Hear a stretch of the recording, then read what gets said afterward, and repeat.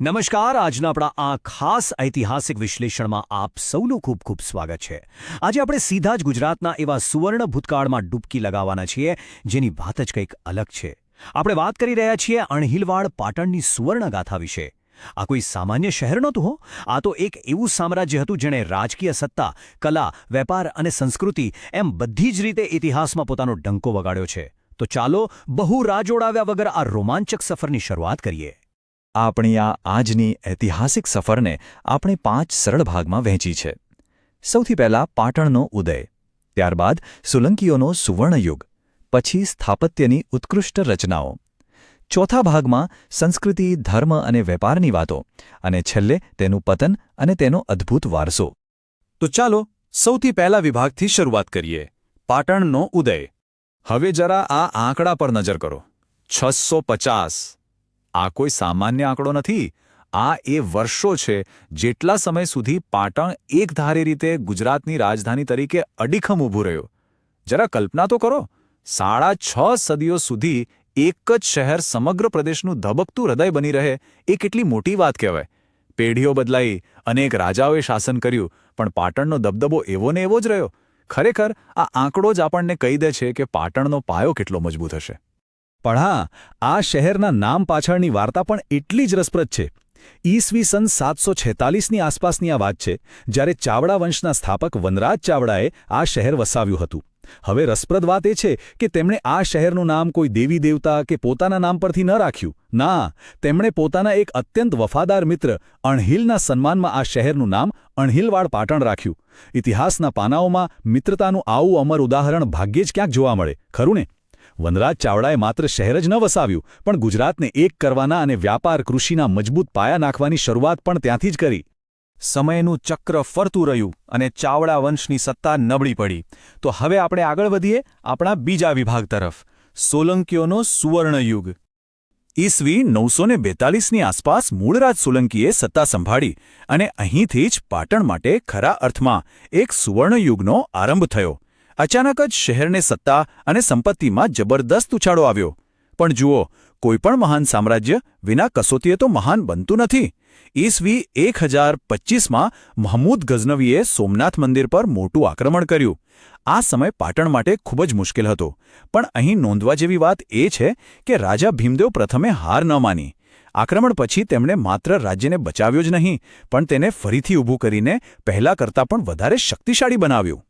હવે જો સોલંકી વંશની વાત થતી હોય અને એના બે સૌથી પ્રતાપી રાજાઓનો ઉલ્લેખ ન થાય તો વાત અધૂરી જ રહે. પહેલા સિદ્ધરાજ જયસિંહ, જેમણે રાજ્યની સરહદો તો વધારી જ, પણ સાથે સાથે શિક્ષણ અને વિદ્યાને પણ એટલું જ પ્રોત્સાહન આપ્યું. અને બીજા રાજા કુમારપાળ. તેમના શાસનકાળમાં તો એક આખો નવો જ વળાંક આવ્યો. મહાન જૈન આચાર્ય હેમચંદ્રના પ્રભાવથી કુમારપાળે અહિંસા અને જૈન ધર્મનો માર્ગ અપનાવ્યો. તેમણે રાજ્યમાં હિંસા અને માંસાહાર પર કડક પ્રતિબંધો મૂક્યા અને જૈન મંદિરો તેમજ સાહિત્યના નિર્માણને અભૂતપૂર્વ વેગ આપ્યો. મતલબ કે આ સામ્રાજ્ય માત્ર યુદ્ધોથી નહીં, પણ ઉચ્ચ વિચારોથી પણ ચાલતું હતું. ચાલો હવે આપણા ત્રીજા વિભાગમાં પ્રવેશ કરીએ. સ્થાપત્યની ઉત્કૃષ્ટ રચનાઓ, પથ્થરોમાં કંડારાયેલો અદ્ભુત ઇતિહાસ. સોલંકી યુગના રાજાઓ પાસે માત્ર વિશાળ ખજાનો જ નહોતો, પણ સ્થાપત્ય અને કલા માટેની એક અદ્ભુત દ્રષ્ટિ પણ હતી. જરા આ બે જળ સ્થાપત્યોની સરખામણી જુઓ. બંને પાણીના જ સંચય માટે બન્યા હતા, પણ એની પાછળની ભાવનાઓ તદ્દન અલગ હતી. એક તરફ છે અદ્ભુત રાણી કી વાવ, જે રાણી ઉદયમતીએ પોતાના પતિ રાજા ભીમદેવ પ્રથમના અપાર પ્રેમ અને સ્મૃતિમાં બનાવડાવી હતી, જ્યારે બીજી તરફ છે સિદ્ધરાજ જયસિંહે બનાવેલું વિશાળ સહસ્ત્રલિંગ તળાવ, જે એક ભવ્ય નાગરિક અને ધાર્મિક જળવ્યવસ્થા હતી. એટલે કે એક રચના 7 માળ ઊંડી જમીનમાં કંડારાયેલો પ્રેમ છે, તો બીજી જમીન પર પથરાયેલું વિશાળ એન્જિનિયરિંગ છે ને કમાલ. અને આ કમાલની નોંધ આખી દુનિયાએ લીધી છે. આજે રાણી કી વાવને સત્તાવાર રીતે યુનેસ્કો વર્લ્ડ હેરિટેજ સાઇટનો દરજ્જો મળેલો છે. આ માત્ર આપણા માટે જ નહીં, પણ સમગ્ર વિશ્વ માટે એક ગૌરવશાળી વાત છે. તેની અંદરની ઝીણવટભરી શિલ્પકલા જોઈને આજે પણ ભલભરા આર્કિટેક્ટ્સ વિચારમાં પડી જાય છે કે સદીઓ પહેલાં આ લોકો પાસે આવી અકલ્પનીય કુશળતા આવી ક્યાંથી હશે. સ્થાપત્યની ભવ્યતા પછી હવે વારો છે વિભાગ 4નો, પાટણની સંસ્કૃતિ, ધર્મ અને વ્યાપાર. જો તમારે એ સમયના પાટણને સમજવું હોય ને, તો તેને માત્ર એક રાજકીય કેન્દ્ર તરીકે ન જોતા, એ તો એ જમાનાનું એક જીવંત ગ્લોબલ હબ હતું. સંસ્કૃત, પ્રાકૃત અને જૈન સાહિત્યના શિક્ષણ માટેનું આ એક વિશાળ કેન્દ્ર હતું.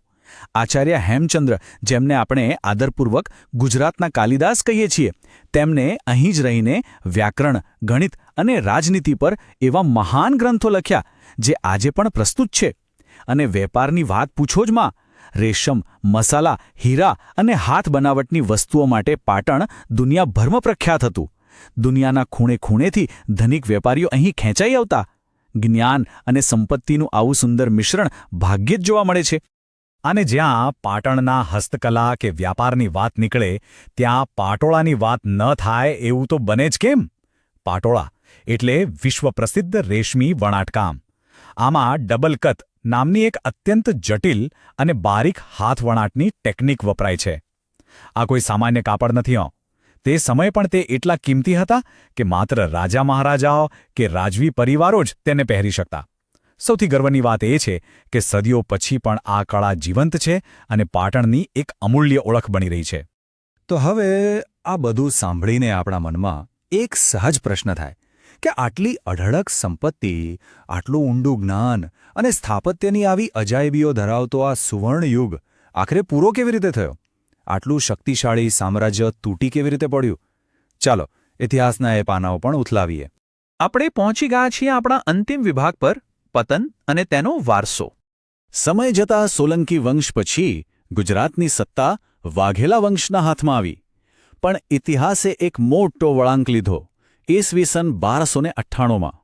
આ સમયે કર્ણદેવ વાઘેલાનું શાસન હતું અને ત્યારે જ અલાઉદ્દીન ખિલજીએ ગુજરાત પર મોટું આક્રમણ કર્યું. આ આક્રમણ એટલું નિર્ણાયક સાબિત થયું કે તેણે વાઘેલા વંશનો અંત લાવી દીધો.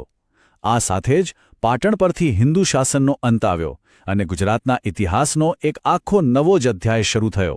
હવે આપણે આજના આ વિશ્લેષણમાં ઘણી બધી ઐતિહાસિક માહિતી જોઈ. આ બધી માહિતીને સરળતાથી યાદ રાખવા માટે આ એક નાનકડું પણ ખૂબ જ કામનું કોષ્ટક છે. જો તમે પરીક્ષાની તૈયારી કરી રહ્યા હો યા તો ખાલી ઇતિહાસના રસિક હો, આ તમારા માટે એક ચીટ શીટ જેવું કામ કરશે. તમે જોઈ શકો છો સ્થાપક વનરાજ ચાવડા, સુવર્ણયુગના શિલ્પી સિદ્ધરાજ જયસિંહ, જૈન ધર્મના પ્રસારક કુમારપાળ અને છેલ્લે કર્ણદેવ વાઘેલા અને અલાઉદ્દીન ખિલજીનું આક્રમણ. આખો નિચોડ અહીંયા એક જ નજરમાં મળી જશે. એવી જ રીતે આ સમયરેખા પર જરા નજર કરો. આ 500થી વધુ વર્ષોના ઉતાર ચઢાવનો આખો ગ્રાફ છે.